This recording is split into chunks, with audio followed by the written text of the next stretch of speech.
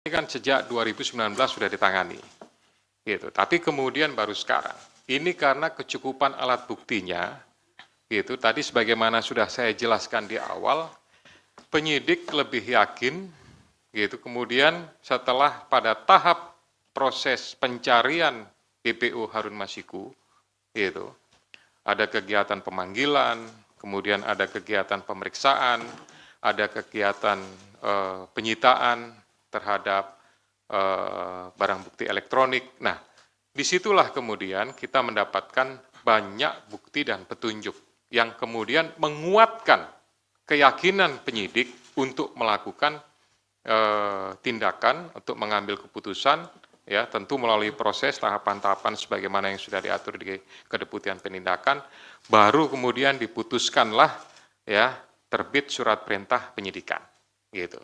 Jadi sebetulnya alasan pertimbangan itu. Kemudian sampaikan masalah intimidasi, ya kami murni melakukan proses penegakan hukum saja, gitu ya.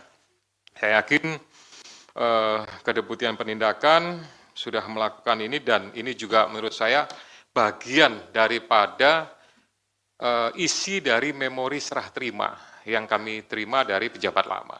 Jadi sebenarnya kami juga tinggal melanjutkan saja lah, kira-kira seperti itu. Terakhir tadi Mas Janet sampaikan penjelasan sudah sangat rinci, kemudian kapan ditahan, tentu itu nanti Pak Asep yang akan menentukan. Pimpinan juga tidak punya kewenangan untuk melakukan intervensi kepada penyidik, karena penyidik adalah independen, gitu.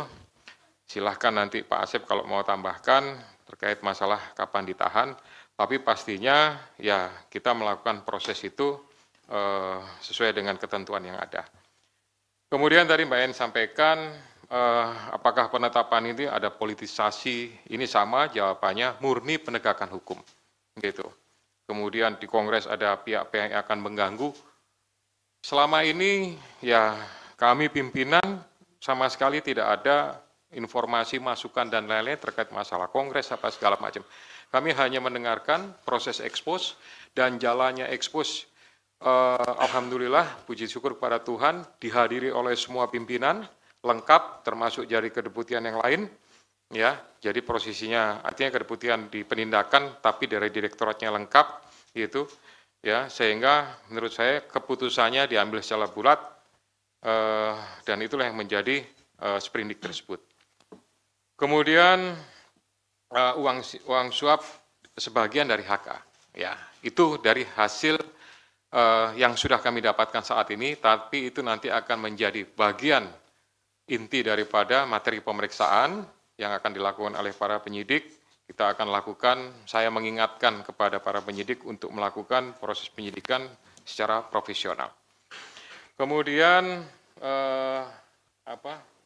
Kan dijerat di kementerian karena yang akan dijerat ya itu saya kira nanti Pak Asep lah akan secara teknis. Kemudian tadi yang terakhir ini konvensi pers ini dilakukan, biasa kan dulu-dulu zaman saya masih di sini itu kan dilakukan pada saat bersamaan dengan penahanan. Kira-kira seperti itu ya.